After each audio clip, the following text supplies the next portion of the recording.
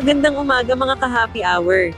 Narito ang mga balita para sa MBC TV Network News Update 9 AM edition.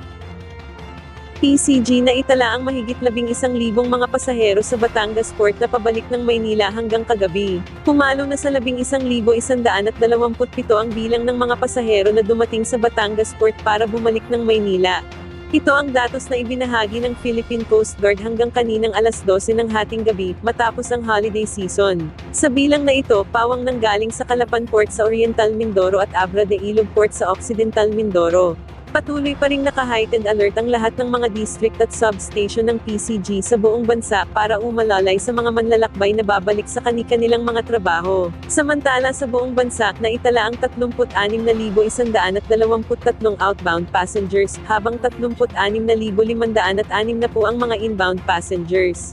Umaabot naman sa 2,933 ang mga ipinakalat na tauhan ng PCG sa lahat ng port terminal sa buong bansa, habang nasa 379 na vessels at 558 motor bunkers ang kanilang na-inspection bago pinayagan bumiyahe. Sa iba pang balita, 7 ASIA mission events na itala sa Mount Canlaon. Umabot sa 7 discrete ASIA mission events ang naitala sa Mount Canlaon sa nakalipas na magdamag. Ayon sa PHIVOLCS, ang naturang pangyayari ay nagdulot ng kulay abong plumes na may taas na nasa 100 hanggang 200 meters mula sa ibabaw ng crater. Nakita ito sa pamamagitan ng Canlaon Volcano Observatory na nasa Canlaon City. Dahil dito, nananatili ang bulkan sa Alert Level 3, ngunit posibleng may taas pa kung lulubha ang mga abnormalidad.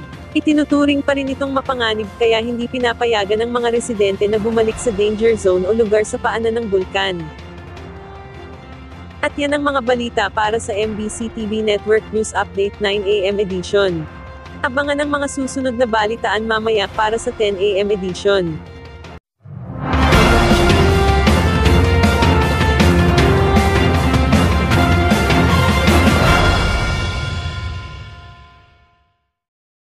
Mga ka-happy hour, kung gusto mong manood ang mga balita sa MBC TV Network News Update, mag-subscribe sa aming YouTube channel, i-like ang aming Facebook page, at i-follow sa aming TikTok account.